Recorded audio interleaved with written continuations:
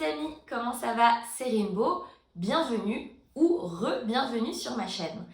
Ça fait désormais un petit moment, quelques mois, que j'ai pas pris la caméra, que je me suis pas filmée. Je vais vous expliquer pourquoi. Mais aussi, je voudrais vous expliquer où ça en est avec le suivi post du Dupixent, puisque ça fait désormais presque un an que j'ai arrêté ce traitement, après 5 mois et demi de traitement toutes les 2 semaines avec ce médicament. Donc, tout d'abord, j'espère que vous avez passé un très bel été et que vous vous préparez bien au chaud pour cet hiver. De mon côté, cet été était extrêmement mouvementé puisque pour la première fois de ma vie, j'ai eu l'occasion d'aller aux États-Unis, en Californie. Comme vous pouvez le voir sur mon t-shirt, c'est marqué Berkeley. J'étais donc dans cette université où j'ai pu développer un projet entrepreneurial qui me tenait depuis toujours vraiment à cœur et en plus qui est autour de l'eczéma. Pour les curieux, je ferai une autre vidéo à ce sujet bientôt, ça va arriver. Mais en tout cas, je voudrais simplement vous expliquer que je n'ai pas pu mettre de vidéo en ligne parce que c'était une période extrêmement cruciale pour moi pour me développer moi, mais aussi ce bébé qui est ce projet de start-up. Donc, ça fait exactement un an que j'ai arrêté le traitement. Maintenant, où ça en est? Très concrètement, l'eczéma est revenu, il est reparti, mais il n'est jamais revenu sous une forme aussi grave qu'avant. Je ne sais pas si vous avez vu les vidéos précédentes que j'avais faites, sinon je vous invite à aller jeter un coup d'œil, ça pourrait peut-être vous aider à comprendre exactement le contexte de cette vidéo. Mais en tout cas, pour résumer, pendant 5 mois et demi, toutes les 2 semaines, j'ai eu des injections de Dupixent en sous-cutané. Aujourd'hui, je peux dire que le traitement avait beaucoup d'effets secondaires à l'époque. C'est pour ça que ma souffrance était encore plus accrue et que j'ai dû arrêter ce traitement et qu'il s'est avéré être inefficace selon ma dermatologue. De plus, le taux EASY, qui est le taux de sévérité d'eczéma, a augmenté après la prise du traitement. Et du coup, c'est pas que ça ne s'est pas avéré être efficace, mais ça s'est avéré avoir des effets secondaires encore plus néfastes pour moi. Donc on a dit stop. Donc ça s'est arrêté là.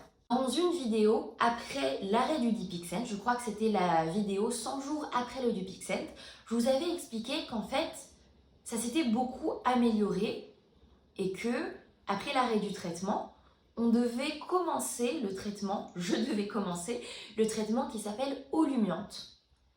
Mais ma peau s'était tellement bien rétablie que je n'ai même pas commencé cet autre traitement qui aurait été une alternative au Dupixent. Actuellement, où en est ma peau? Ma peau en est à un stade où elle se rétablit mais elle fait des crises parfois. Et maintenant, avec le froid qui revient et la sécheresse qui revient un petit peu sur ma peau, ça a recommencé à gratter un petit peu et ça a recommencé à faire un peu des croûtes. Par contre, c'est pas un état où c'était comme avant, c'est pas un état aussi catastrophique que c'était avant. Donc en gros, ça va pas mal. Il y a des hauts et des bas comme d'habitude. Je pense que si vous souffrez d'eczéma, vous pouvez peut-être aussi savoir qu'il y a des hauts, mais pas que des hauts. Il y a des bas, mais pas que des bas. C'est un mix des deux. Et bien sûr, tout l'environnement, tout l'état psychologique, toute la santé mentale vient aussi entrer en jeu avec cette maladie, bien sûr. Donc il y a beaucoup de facteurs à prendre en compte. En tout cas, le facteur pour moi qui avait changé cet été, c'était ce facteur d'aller aux États-Unis, du coup un nouvel environnement. Et au début, je crois que j'ai pris un peu du temps à m'y faire, ou peut-être j'étais un peu stressée de ce nouvel environnement. C'est sûr qu'il y avait vraiment beaucoup de nouveautés tout d'un coup.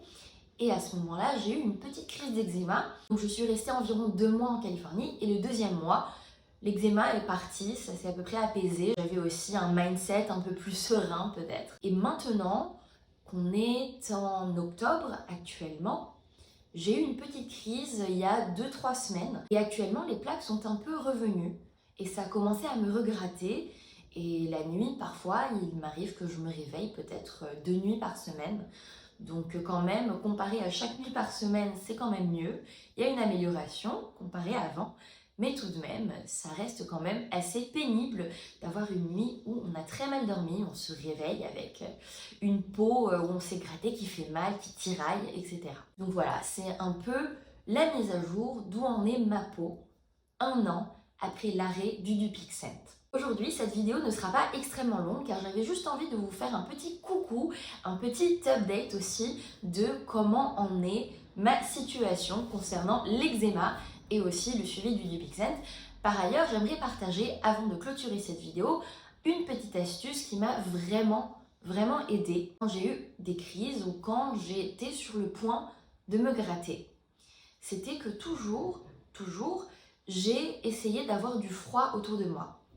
Et par exemple, quand j'étais dans un environnement où c'était pas possible d'avoir un pack de glace, un glaçon ou un paquet de petits pois congelés, je me dirigeais vers les toilettes, je mettais l'eau du robinet sous le froid, le plus froid possible, même si c'était pas extrêmement froid, pas autant que de la glace bien sûr, et je mettais la partie qui me démangeait sous l'eau du robinet très froide. Après, c'est un peu plus compliqué quand c'est le cou, bien sûr. Donc là, le cou, j'ai juste cette partie-là, un petit peu, qui est très irritée, qui est assez sèche. Je vais aller me remettre de la crème juste après cette vidéo, d'ailleurs. Mais en tout cas, c'était un petit tip. Et ce que je faisais sinon, c'était de mettre la paume de ma main sous le robinet extrêmement froid, de l'eau froide, et ensuite de directement poser la main très froide, qui a été refroidie par l'eau du robinet, sur la partie qui me démangeait à fond. Donc ici sur mon bras, vous pouvez voir qu'il y a encore des plaies qui ont croûté, je ne sais pas si ça se dit, mais il y a encore des croûtes. Et en fait, c'était à un moment où j'avais ni robinet, ni froid, ni rien du tout. Et je me suis juste grattée, c'est parce que en fait, j'avais couru pour attraper le métro qui devait partir.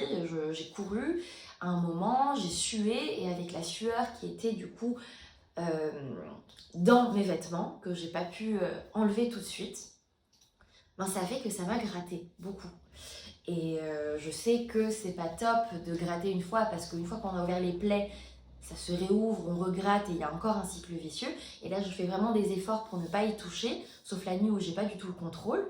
Mais en tout cas, j'essaye d'apporter cet élément de froid un maximum sur les zones qui me grattent. En résumé, cet élément de froid, ne l'oubliez pas, ça peut être un ami très efficace pour vos crises.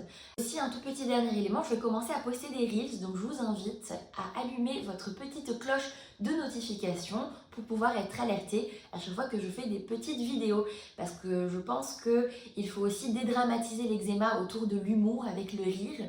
C'est aussi très important. Et je me suis rendu compte que il y avait pas mal de sketchs, pas mal de choses à faire autour de ce sujet.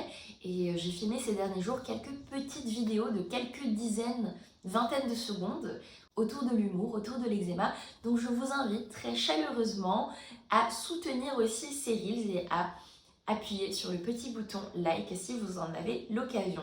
En tout cas, dites-moi si ce nouveau format vous plaît. C'est aussi un test, une sorte d'itération pour voir si ça peut marcher sur cette communauté, réunir un peu plus de personnes autour de ce sujet. N'hésitez pas à poster en commentaire votre expérience ou vos questions, si vous en avez, et je ferai de mon mieux pour vous y répondre. Merci beaucoup pour votre écoute et votre attention. Je vous souhaite une excellente journée ou soirée où que vous soyez, et on se retrouve très bientôt pour une nouvelle vidéo. Allez, ciao!